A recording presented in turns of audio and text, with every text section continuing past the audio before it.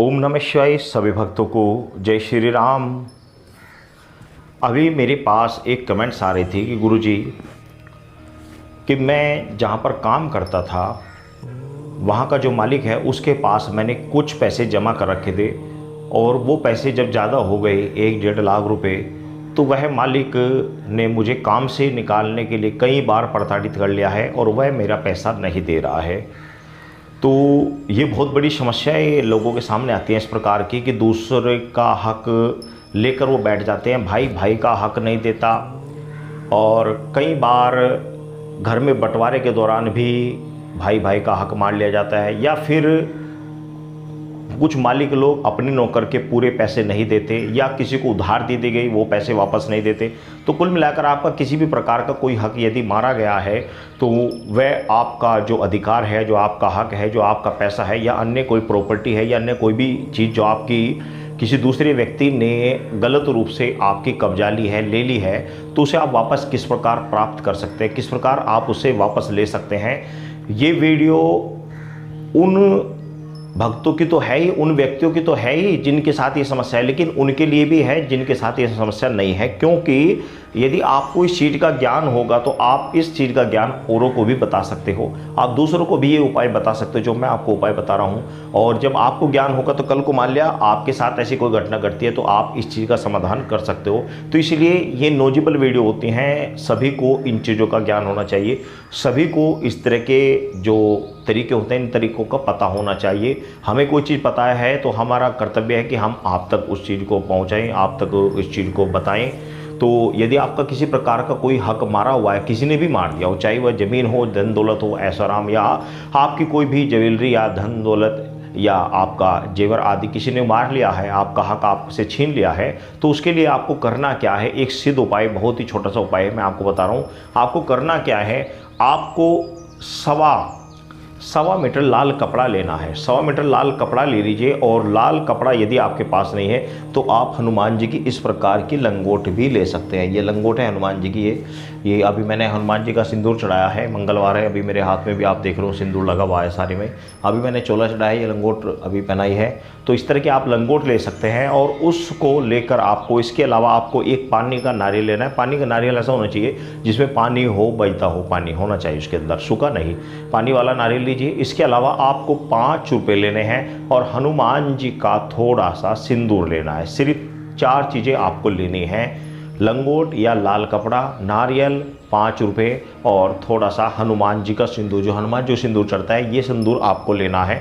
और ये प्रयोग आपको मंगलवार के दिन करना है, सुबह या शाम, जिस टाइम आपका टाइम लगे उसी समय आप कर सकते हैं। हनुमान जी के सामने जाएं, उनके सामने बैठें और उस कपड़े को, जो लाल कपड़ा आपने लिया है या आपने जो लाल लंगोट ली है, उसको इस प्रकार मोड़े कि उसका त्रिभुज बन जाए, यानी कि आप उसको त्रिभुज बना दें। उस लंगोट को या कपड़े को इस प्रकार मोड़े कि उसका 3 कोने बन जाए, त्रिभुज रूप वह धारण कर ले। जैसे कि ये लंगोट होती है इस प्रकार की त्रिभुज, तो इस प्रकार के आप लंगोट को इस प्रकार मोड़ ले, इसको मोड़ लें, इधर से मोड़ ले, उधर से मोड़ ले, या फिर लाल कपड़े को मोड़ कर त्रिभुज बना लें। उसके अंदर आपको वह पानी वाला नारियल, सिंदूर और 5 रुपये आपको उसके अंदर रखने हैं और हनुमान जी से प्रार्थना करने की, हे प्रभु मैंने ये गांठ बांध रहा हूँ आपके नाम से। उसको आप बांध दीजिए, तीनों कोनों को ऊपर से उठाकर ऐसे बांध दीजिए, यानी कि उसके अंदर आपको नारियल, 5 रुपये और वह सिंदूर की जो पुड़िया पैकेट आपने लिया है, उस सिंदूर के पैकेट को आप उसके अंदर बांध दीजिए। थोड़ा सा सिंदूर ले लीजिए या किसी कागज़ में ले लीजिए, उसको आप उसके अंदर बांध कर हनुमान जी से प्रार्थना करिए कि हे प्रभु मैंने ये गांठ आपके नाम लेकर बांधी है। हे प्रभु मैं इस गांठ को तब खोलूँगा जब मेरा कार्य सिद्ध हो जाएगा और उसी समय मैं आपका हवन कराकर 1.25 मणि चढ़ाऊँगा। ध्यान रखना, आपको हनुमान जी को बोलना है कि प्रभु मेरा अमुक हक अमुक व्यक्ति ने मारा हुआ है, जब तक मेरा वह हक नहीं मिल जाता, जब तक मेरा काम सिद्ध नहीं हो जाता, मैं ये गांठ नहीं खोलूँगा। और जब मेरा हक मिल जाएगा मैं ये गांठ खोलूँगा और मैं उसी समय हवन कराकर आपकी 1.25 मणि चढ़ाऊँगा।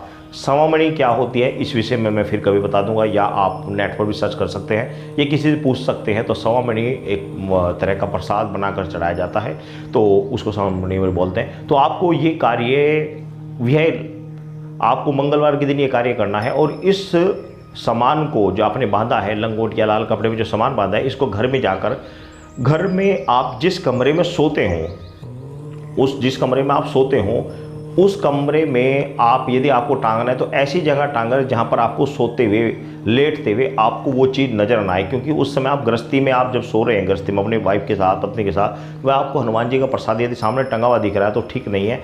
आप ऐसी जगह टांगे या तो जिसमें आप सोते ना हो, पूजा कक्ष हो, या फिर यदि आपको एक ही कमरा है उसी में आपको टांगना है तो उसके ऊपर कपड़ा कर दें ताकि वह ओला हो जाए, पर्दा हो जाए, ठीक है ना। तो कुल मिलाकर ओले में ऊंचे स्थान पर कहीं भी आप घर में टांग सकते हैं, पूजा स्थान में टांग सकते हैं, मंदिर में टांग सकते हैं, अपने घर में कहीं पर भी आप टांग सकते हैं, ठीक है ना। तो इस प्रकार उसको आप टांग दें और जब आपकी मनोकामना पूर्ण हो जाए तो वह पोटली खोलें और उस पोटली को खोलकर जो उसमें सामान है वह सारा का सारा जल प्रवाहित कर दें, नारियल भी, वह सिंदूर भी, और वह 5 रुपये भी, और वह लंगोट भी, हनुमान जी के जो सामान है वह जल प्रवाहित कर दें। उसके बाद आपको करना क्या है, और आपको सवामणि हनुमान जी की बनानी है और हवन कराना है। हवन कराने के बाद पुनः फिर आपको भगवान हनुमान जी का आपको भोग लगाना है, हनुमान जी का सिंदूर चढ़ाना है, उनकी लंगोट चढ़ानी है और उनको सवामणि का जो भोग है वह उनको आपको लगाना है हवन कराकर। ये कार्य आपको मनोकामना पूर्ण होने के बाद करना पड़ेगा, नहीं करोगे तो दिक्कत हो जाएगी।